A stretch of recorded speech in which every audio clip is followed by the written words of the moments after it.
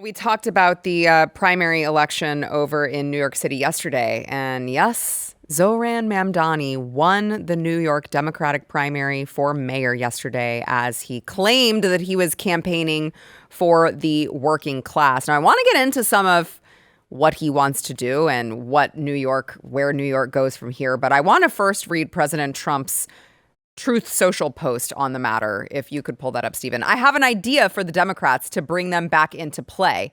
After years of being left out in the cold, including suffering one of the greatest losses in history, the 2024 presidential election, the Democrats should nominate low IQ candidate Jasmine Crockett. No, that's not the right one. I'll find it. But he basically goes on to call Zohran Mamdani terrible. And I think he alludes to him being ugly. And he calls him a communist.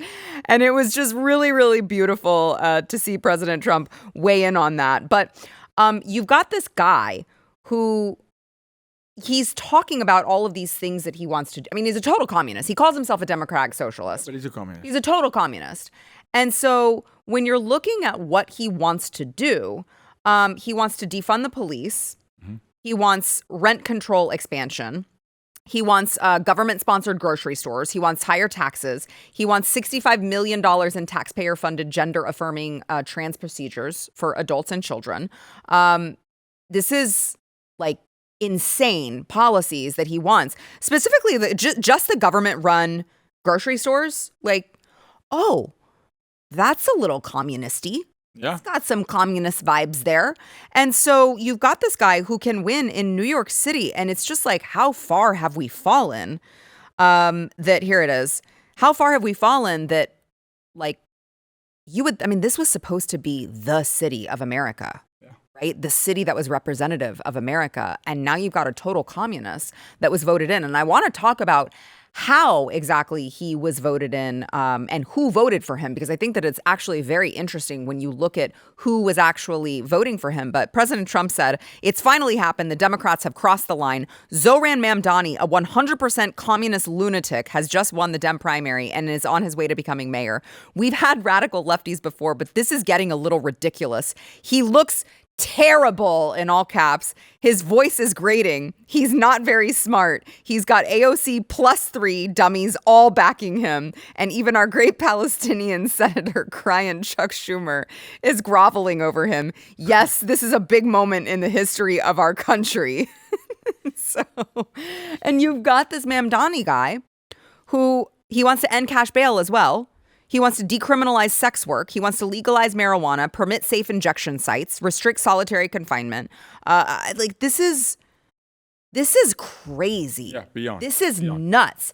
And so when you look at the policies that he claims to be for the working class, actually of the votes tallied, 44% voted for Mamdani, 36% voted for Cuomo. But the income of the counties that he won counties with a median income of $117,000.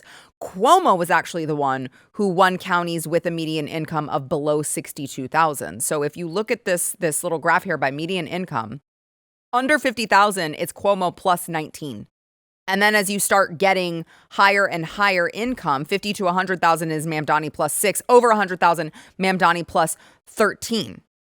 So how wild is that these are the wealthy elites, these snobby really brats. For the working class. Right, these snobby brats who are like, actually, the working class knows better. The working class is like, no. We don't want that craziness here. We just want to work and be left alone. Imagine when you're willing to settle for Cuomo.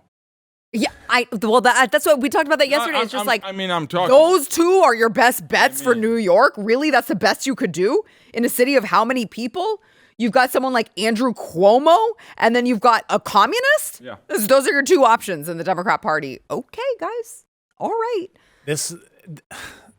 I would love to laugh at this, but it actually kind of worries me. It's scary. Yeah, it's very scary. And not only for the fate of New York City, but I mean even more of a meta issue going forward. Because I remember listening to Steve Bannon years ago, and he said that every single developed nation in the West is coming to this like inflection point where it's going to be left-wing populism versus right-wing populism.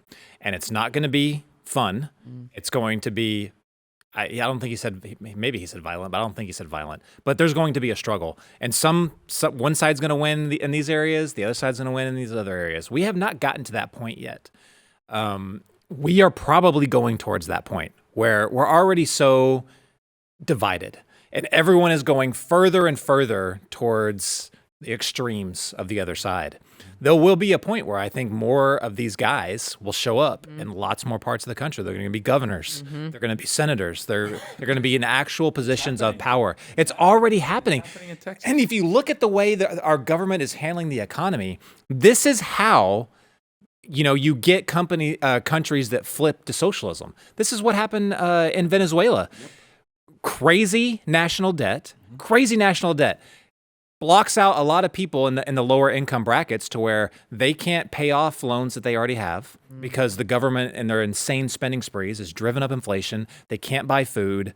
They can't buy housing. This is already happening right now. Yes. If the government continues to spend the way they are and screw the economy, you're going to see more rises like this guy. And it's just going to keep happening. And nothing is really being done about it. The policies, I personally think it's catastrophic because it undermines 2-3 decades of work we've had to do in the movement of stabilizing this country. It undermines it in an instant. A little thing, because it's in my field, what we do, the decrim movement, it's called the full decriminalization of sex work, which means basically owning a slave is legal, selling a human being is legal. That includes the 3 countries in the world that has had decrim in their cities. Child trafficking exploded through the roof. The champions for that movement is J.B. Pritzker in Illinois, okay, governor, and now this guy in Johannesburg, South Africa. This November, the decrim movement is going to explode in Johannesburg, South Africa. That alone undermines any humanitarian, any human trafficking law is obliterated in one action. Yeah. You're gone. You're back in. You are third world country, New York, where crime will go through the roof. Crime begets crime. Hurt people. He doesn't have one of those things. Sarah just rattled off 10 of them. 10 items like that. It's almost like kitchen sink. Throw it all into New York. And it's sad, but I want the MAGA movement to hear this. It doesn't autocorrect because Trump's in the White House. And he said, I want New York to go back to the golden days of New York. And he said, I want great golden Hollywood again. It doesn't just happen because you say it. The people who are there have to own it. They have to claw with their fingernails and fight for it. And for some weird reason, they're not. Yeah. They're not. I mean, how's Cuomo even allowed to run again?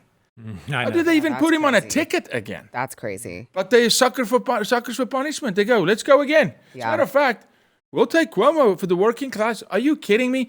When he was there, no way we would say he's for the working class. He was for himself. He was a narcissist, self-enriched. I mean, it's insane. I mean, how many people's elderly loved ones did he kill with his COVID policies? Right? And there's still been no retribution and now he's on the that. guy And then they for covered the it up. Working class. Right. Yeah, it's insane. Now, there is still Eric Adams, who's running as an independent. He's obviously the incumbent, but... Who had one of the greatest political ads of all time as a city councilman. Did you see that one? No, I don't think so. I didn't see that. It's hilarious. He's like running for city council. And he was like, hello, boys and girls. The more you know. You never know if your kid... Look at that. I see behind this picture frame a crack pipe. Check in on your kids.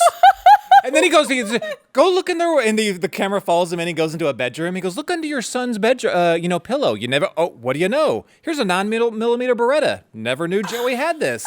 It is look this up tonight. Wow. Everyone right now, look this up. You will laugh. Well, he may have to pull a rabbit out of the hat like that. And then I asked, who's on the conservative side? Who's running on the GOP side? Who's running? But I don't know that they've got a snowball's chance. No. It's some guy named Curtis Sliwa. Yeah. Sliwa? I don't know. Sorry, Curtis. It's gonna be this guy. It has to be. It's New York City. Yeah. But it's a disaster. Yeah, you think? Well, he's also a chameleon of sorts. We've got Jasmine Crockett and Kamala Harris and other members of the Democrat Party who can't figure out exactly what their accent is, and so they just change depending on who they're talking to. This guy, same thing. Watch. Because I think that New Yorkers, more than they hate a politician they disagree with, they hate a politician they can't trust. On the subject of trust, you've adopted different speaking accents in different scenarios. But they go to their local bodega. Is there one that's real and one that's affected? What I would say is, as any immigrant knows, having been born in Kampala, Uganda, and then raised in South Africa and moving here when I'm 7 years old, is there are different parts of my life. A worldwide tour is a worldwide tour is a worldwide tour. Mamdani was talking about a worldwide press tour back when he was a rapper. Oh, man.